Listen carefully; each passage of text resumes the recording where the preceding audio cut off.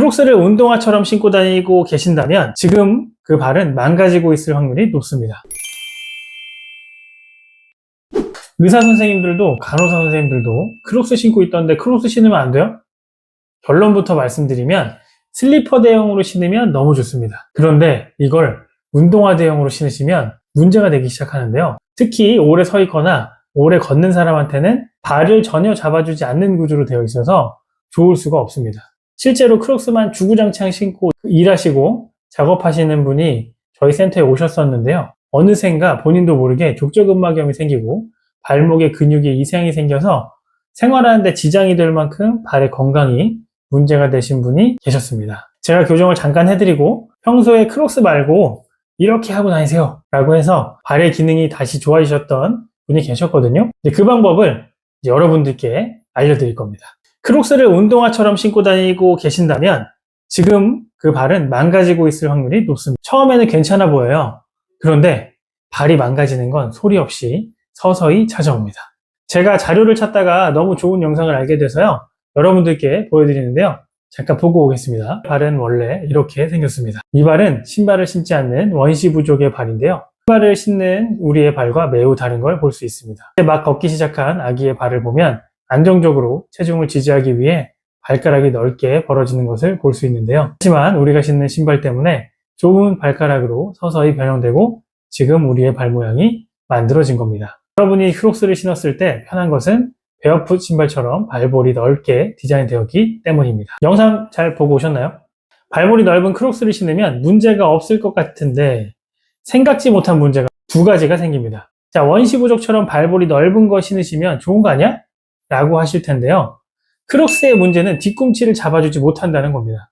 그러다 보니까 나중엔 발바닥이 아프고 족저근막염이 올 수 있습니다.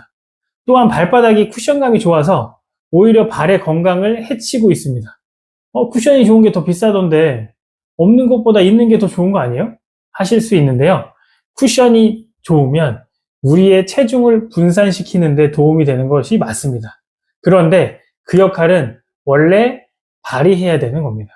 발이 해야 되는 건데 좋은 신발이 대신해 준다면 발의 역할은 뺏기게 되고 굳이 일을 할 필요가 없어지게 되겠죠. 그래서 점점 일을 안 하게 되면 퇴화하게 되고 나중엔 쿠션이 좋은 신발이 아니면 발이 아프게 됩니다. 저는 이제 쿠션이 있는 신발 아니면 못 신겠어요 하시는 이유도 이런 이유 때문인데요.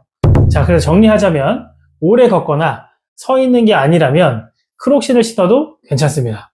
하지만 오래 걷거나 서 있는 시간이 길다면 운동화를 신는 것이 좋습니다. 자, 오케이. 이제 오래 걸을 때는 운동화 신어야 되겠다 라고 하실 텐데요. 여기에도 함정이 있습니다. 우리가 흔히 생각하는 시중의 운동화는 발볼이 되게 좁은 경우들이 많습니다. 살 때는 몰랐는데 신발을 신다 보면 발가락이 눌리고 발등이 아픈 경우들이 많습니다. 실제로 이런 경험들이 종종 해보셨을 텐데요. 지금 신고 있는 신발을 벗어서 발가락을 한번 보세요. 새끼발가락 쪽이 빨갛게 되어 있거나 굳은 살이 배겨 있다면 발볼이 좁다는 신호입니다.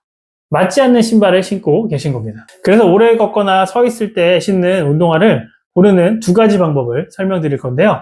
자, 첫 번째, 발볼이 넓고 발등이 눌리지 않는 신발이 좋습니다.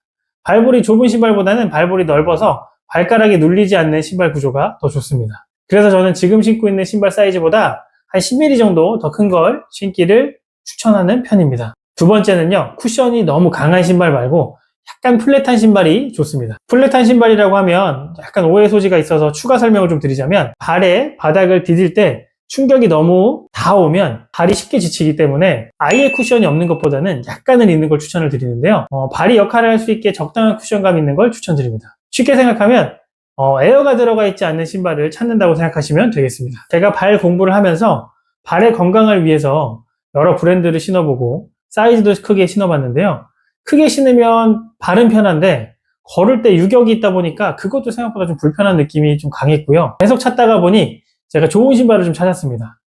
KSNS라고 하는 신발 브랜드를 발견했는데요. 정 사이즈를 신어도 발볼이 넓어서 편했고 통풍도 좋고 발등도 눌리지 않아서 좋았는데 디자인이 살짝 조금 사실 아쉬웠습니다.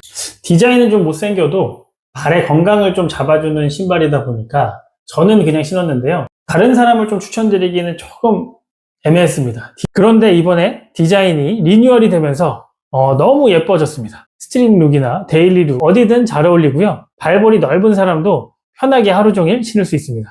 이런 편하고 예쁜 신발을 제가 발견해서 신발을 만드는 대표님께 찾아가서 말씀을 드렸어요. 이런 좋은 신발이 진짜 이런 신발이 필요하신 분들에게 전달이 잘 됐으면 좋겠다라는 취지를 말씀드렸고요. 제 취지를 들으시고 흔쾌히 할인까지 해주셔서 제가 그 혜택을 여러분들께 드리려고 준비해봤습니다. 고정 댓글을 확인하시면 그 혜택을 받으실 수 있고요. 발 건강에 원래 관심이 많으신 분들, 무지해반증이나 족저근막염을 예방하시거나 이미 걸리셔서 좋아지게 개선하고 싶으신 분들, 그냥 편안하게 좀 신발을 신고 싶으신 분들, 편안한 신발을 계속 찾으셨던 분들은 아마 후회 안 하실 겁니다. 20개월 넘게 찾아 헤매다 찾은 신발이기 때문에 강력하게 추천드립니다. 궁금하신 점이 있다면 댓글을 남겨주시면 좋겠고요. 앞으로도 종종 이런 이벤트를 할 예정입니다. 구독 눌러두시고 이런 혜택들을 다 받아가시면 좋겠습니다.